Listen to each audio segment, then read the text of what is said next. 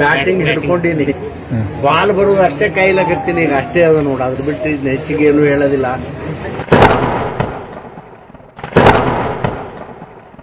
ನೋಡ್ರಿ, ನನಗ ಬಹಳ ಜನ ಅಪಪ್ರಚಾರ ಮಾಡಿದ್ರು. ನನಗ ಇವ ಸಾಯ್ತಾನ ಅಂತ ಹೇಳಿದ್ರು, ದವಾಖಾನೆಗದನ ಅಂತ ಹೇಳಿದ್ರು. ಅದೇನೇನು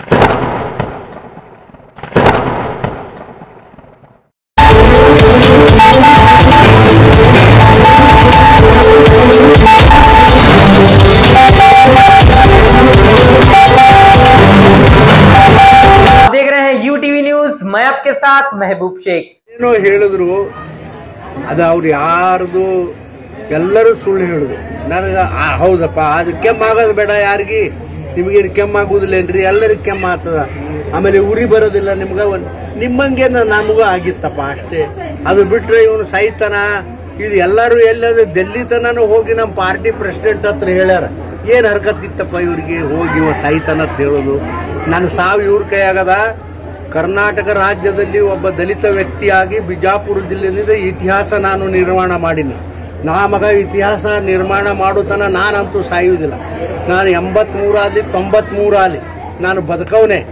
ನಾನು ಇತಿಹಾಸ ಇಲ್ಲಿ ನಿರ್ಮಾಣ ಮಾಡಿ ಸಾಯ್ಬೇಕು ಅನ್ನೋದು ದೇವ್ರು ನನ್ನ ಹಣೆ ಬರೆದಾಗ ಮೋದಿ ಅವ್ರಿಗೇನ ಈ ರೈಲ್ವೆ ಸ್ಟೇಷನ್ ಮೇಲೆ ಚಹಾ ಮಾಡೋ ನೀವು ದೇಶದ ಪ್ರಧಾನಮಂತ್ರಿ ಆಗ್ಬೇಕಂತ ಯಾರು ಹೇಳಿದ್ರ? ಅವ್ನ ಹಣೆ ಬರೆದಿತ್ತು.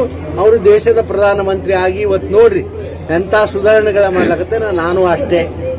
ನನಗ ನೋಡ್ರಿ, ಕರ್ನಾಟಕ ರಾಜ್ಯದಲ್ಲಿ ಒಬ್ಬ ದಲಿತ ಮನುಷ್ಯ ಎಂದರೆ ರೆವಿನ್ಯೂ ಮಿನಿಸ್ಟರ್ ಬಿಟ್ನಾ? ಯಾವರೇ ಬಿಡು ಅಂತ ಹೇಳಿ ಬಹಳ ಜನ ಅದರ ಬಿಡ್ತಾರ. ಅವರು ಬಿಟ್ರ ಒಬ್ಬ ಇಲ್ಲಿ ಬಿಜಾಪುರದಲ್ಲಿ ಹುಟ್ಟುದ ಮನುಷ್ಯ ಹೋಗಿ ಚಿಕ್ಕೋಡಿನಾಗ ಒಬ್ಬ ಆನಿ ಅಂತ ಮನುಷ್ಯನ ವಿರುದ್ಧ, ಶಂಕರಾನಂದ್ ಅವ್ರ ವಿರುದ್ಧ ಚುನಾವಣೆ ಮಾಡಿ ಅಲ್ಲಿ 3 ಸಲ ಬೇರೆ ಬೇರೆದಿಂದ ಪಕ್ಷದಿಂದ ಗೆದ್ದಿಸಿ ಬಂದ್ರು. ಗೆದ್ದಿತಾರ ಯಾರೇ? ಇವೆಲ್ಲ ಇತಿಹಾಸ ಅಲ್ವಾ? ಹೇಳ್ರಿ ನೋಡೋಣ. ಅದಕ್ಕೆ ನನ್ನ ಜೀವನದಲ್ಲಿ ಇಲ್ಲೇನು ಬಿಜಾಪುರದಲ್ಲಿ 7 ಸಲ, ಚಿಕ್ಕೋಡಿಯಲ್ಲಿ 3 ಸಲ, ಬಿಜಾಪುರದಾಗ 4ನೇ ಸಲ, 7 ಸಲ MP ಯಾರ್ಯಾರ ಆಗ್ಲಿಕ್ಕೆ ಸಾಧ್ಯ ಅದ ಬಿಜಾಪುರದವರು. ನೋಡ್ರಿ, ಇದೆಲ್ಲ ನನ್ನ ಹಣೆ ಬರದ ದೇವ್ರು ಬರದನ, ಅದು ಯಾರು ಅಳ್ಕಸ್ಲಕ್ ಆಗೋದಿಲ್ಲ. ಅದಕ್ಕೆ ಯಾಕೆ ಇವ್ರು ಚಿಂತೆ ಮಾಡ್ಲಕತ್ತಾರ ಗೊತ್ತಾಗಲ್ಲ. ನನ್ ಜಲ್ದಿ ಸೈಲಪ್ಪ ನಾವೇನ್ರಿ ಆಗ್ಬೇಕತ್ತಾರ ಇವರು? ಹ್ಯಾಂಗ್ರಿ?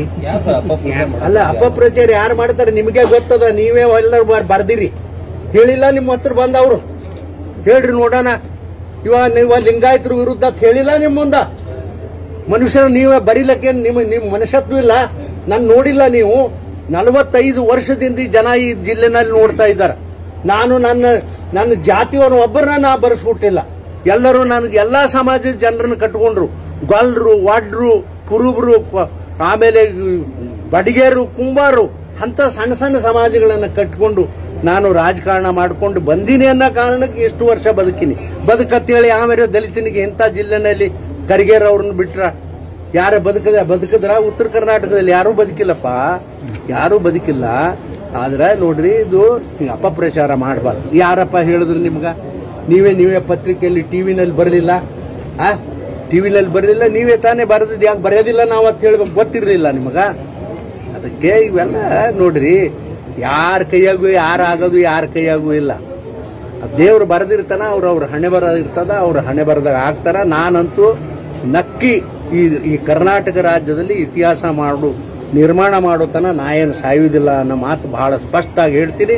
ಇದ್ರ ಬಹಳ ಗಟ್ಟಿಯಾಗೇ ಹೇಳ್ತೀನಿ ಇದನ್ನು. ಯಾಕಂದ್ರೆ ಹೇಳ್ಬೇಕಾಗ್ತಾ ಕೆಲವೊಂದು ಸಂದರ್ಭದಲ್ಲಿ. ಯಾಕಂದ್ರೆ ಈ ರೀತಿ ನಾಟಕ ಮಾಡಿದ್ರೆ ನಾನೇನು ಬಿಡೋದಿಲ್ಲ. ಆದ್ರೆ ನಾನು ದ್ವೇಷಿ ರಾಜಕಾರಣ ಜೀವನದಾಗ ಎಂದೂ ಮಾಡಿಲ್ಲ. ಒಬ್ಬ ನಾನು ವಿರೋಧ ಮಾಡಿದವನು ಕೂಡ ನಾನು ಹೆಗಲ ಮೇಲೆ ಕುಂದಿರ್ಸ್ಕೊಂಡು ಅಡ್ಡಾಡಿ. ಆದ್ರೆ ದ್ವೇಷ ರಾಜಕಾರಣಿಗಳಿಗೆ ನಾನು ಎಂದೂ ಲೈಕ್ ಮಾಡೋದಿಲ್ಲ. ದ್ವೇಷ ರಾಜಕಾರಣ ಅಂತೂ ನಾನಂತೂ ಮಾಡೋದಿಲ್ಲ ಅಂತಕ್ಕಂಥ ಮಾತವನ್ನ ಬಹಳ ಸ್ಪಷ್ಟವಾಗಿ ಹೇಳ್ತೀನಿ. ನಾನು ಅತ್ಯಂತ ಬಹಳ ಋಣಿಯಾಗಿದ್ದೀನಿ ನನ್ನ ಕ್ಷೇತ್ರದ ಜನರಿಗೆ. ನೋಡಿ, ನಾನು 12 ಸಲ ನನ್ನ ಜೀವನದಲ್ಲಿ 12 ಚುನಾವಣೆಗಳು ಮಾಡಿ ಒಂದು ಸೋತಿದ್ದೀನಿ. 12 ಚುನಾವಣೆಗೆ ಇಷ್ಟು ಫೋನ್ ಯಾವತ್ತೂ ಬರಲಿಲ್ಲ ನಾನು. ಈ ಸಲ ಮಾತ್ರ ಪ್ರತಿಯೊಂದು ಜಿಲ್ಲೆಯ ಮೂಲೆಗಳಿಂದ, ರಾಜ್ಯ ಮೈಸೂರು ಹಿಡ್ಕೊಂಡು, ತುಮಕೂರು ಹಿಡ್ಕೊಂಡು, ಕೋಲಾರ ಹಿಡ್ಕೊಂಡು ನನಗೆ ಫೋನ್ ಬಂದು, ಅಲ್ಲ ನಿನಗೆ ಆರಾಮಿಲ್ಲ ಅಂತಲ್ಲ ಅಂತೇಳಿ ಎಲ್ಲ ಸಮಾಜದ ಜನ. ಆದ್ರೆ ಇಷ್ಟು ಫೋನ್ ನನಗೆ ಎಂದೂ ಬಂದಿರಲಿಲ್ಲ. ಈ ಸಲ ಮಾತ್ರ ಅತ್ಯಂತ ಹೆಚ್ಚಿಗೆ ಫೋನ್. ಸಾಹೇಬ್ರೆ, ನೀವೇ ಈ ಕ್ಷೇತ್ರದ ನೀವು ಲೋಕಸಭಾ ಸದಸ್ಯರ ಆಗಬೇಕು ಅಂತಕ್ಕಂಥ ಮಾತು ಬಹಳ ಸ್ಪಷ್ಟವಾಗಿ ಪ್ರತಿಯೊಬ್ಬ ಜನ ಹೇಳ್ಯಾರ. ಅದರಲ್ಲಿ ನಮ್ಮ ಜನ ಯಾರು ಫೋನ್ ಮಾಡಿಲ್ಲ, ದಲಿತರು. ನನಗೆ ಫೋನ್ ಮಾಡಿದೆ ಅವ್ರು ಯಾರು ಅಂದ್ರೆ ಅಪ್ಪರ್ ಕಾಸ್ಟ್ ಜನ, ಬ್ರಾಹ್ಮಣರಾಗಿರ್ಬಹುದು, ಲಿಂಗಾಯತರಾಗಿರ್ಬಹುದು, ಮತ್ತೊಬ್ಬರಾಗಿರ್ಬಹುದು, ಅವರೇ ನನಗೆ ಹೆಚ್ಚಿನ ಪ್ರೀತಿ ವಿಶ್ವಾಸ. ಇವತ್ತಿಗೂ ಕೂಡ ಅವರೇ ನನ್ನ ಮೇಲಿಟ್ಟಿದೆ. ನಾನು ಅಷ್ಟೇ ಅವರಿಗೆ ವಿಧೇಯಕನಾಗಿದ್ದೀನಿ ಅಂತಕ್ಕಂಥ ಮಾತುವನ್ನು ಈ ಸಂದರ್ಭದಲ್ಲಿ ಹೇಳಿ ನಿಮ್ಮೆಲ್ಲರಿಗೆ ನಾನು ವಿನಂತಿ ಮಾಡ್ಕೋತೀನಿ.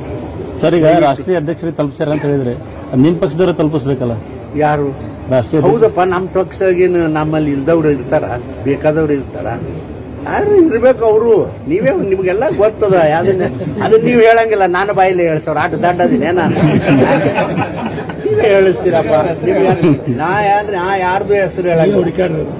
ನಾ ಒಂದು ತಿಳ್ಕೊರಿ, ನನ್ನ ರಾಜಕಾರಣದಲ್ಲಿ ನನ್ನ ಜೀವನದೊಳಗೆ 70 ವರ್ಷ ಆದ್ರೂ ಕೂಡ ಯಾರ್ಯಾರು ಅಡ್ಡ ಬಂದಾರಲ್ಲ ನನ್ನ ರಾಜಕಾರಣಕ್ಕೆ ಯಾವನೂ ಬದುಕಿಲ್ಲ.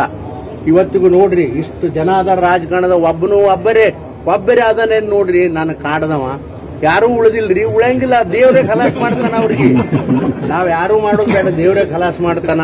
ಅದಕ್ಕೆ ದಯವಿಟ್ಟು ನೀವು ಒಂದ್ ಸ್ವಲ್ಪ ಎಲ್ಲ ಪತ್ರಿಕಾ ಬಂಧುಗಳಿರ್ತೀರಿ, ನೀವು ಯೋಚನೆ ಮಾಡಿರಿ, ಯಾರು ಹೆಂಗದಾರ ಏನದಾರ ಯೋಚನೆ ಮಾಡಿ ಬರಿಬೇಕು. ಯಾವನೋ ತಿರುಗಿ ನನ್ನ ಮಗ ಬಂದು ಇವರು ಲಿಂಗಾಯತರು ವಿರೋಧಿ ಅಂತ ಹೇಳಿದ್ರೆ ನೀವು ಬಿಡುಗಡೆ ಮಾಡ್ತಿರಲ್ಲ, ಇದು ಸರಿಯಲ್ಲ ಅಂತೇಳಿ ಈ ಸಂದರ್ಭ. ಟಿಕೆಟ್ ಯಾವಾಗ ಘೋಷಣೆ ಆಗುತ್ತೆ ಸರ್? ಘೋಷಣೆ ಯಾವಾಗ ಆಗೋದು?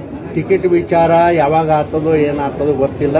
ಇವತ್ತು ಅಥವಾ ನಾಳೆ ಆಗ್ತದ. ನಾನು ಬಿಟ್ರೆ ಇಲ್ಲಿ ಯಾರಿಗೂ ಟಿಕೆಟ್ ನಾನು ಕೊಡೋದಿಲ್ಲ. ಪಕ್ಷದವರು ನನಗೆ ಬಹಳ ಸ್ಪಷ್ಟವಾಗಿ ಹೇಳ್ಯಾರ, ನೀನೇನು ಚಿಂತೆ ಮಾಡಬೇಡ, ಅದು ಏನಕ್ಕಾಗಲ್ಲಕ್ಕ, ಜನ ನಿನ್ನ ಸತ್ರ ನಿನ್ನ ಹಣಕ್ಕೆ ಕೂಟ ಹಾಕಲಿ ಅನ್ನೋ ಮಾತು ಕೂಡ ಹೇಳ್ಯಾರ. ಇಷ್ಟು ಸ್ಪಷ್ಟವಾಗಿ ಹೇಳ್ಯಾರ. ಯಾರು ಹೇಳ್ತಾರ? ಬರ್ರಿ ನಡ್ರಿ. ಟೀಕಾಕಾರರು, ಪ್ರಧಾನಮಂತ್ರಿಗಳ ವಿರುದ್ಧ ಟೀಕಾಕಾರರು ಎಷ್ಟು ಜನ ಅದಾರ ನೀವೇ ನೋಡಿದಿರಿ, ಏನೇನಾಗ್ಯದ.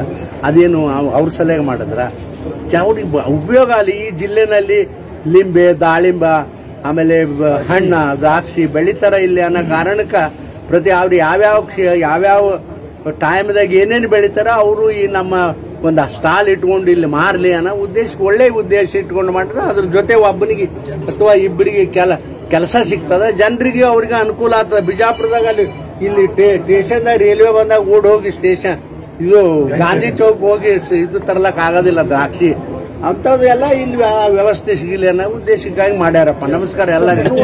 ನಮಸ್ಕಾರ ಎಲ್ಲ.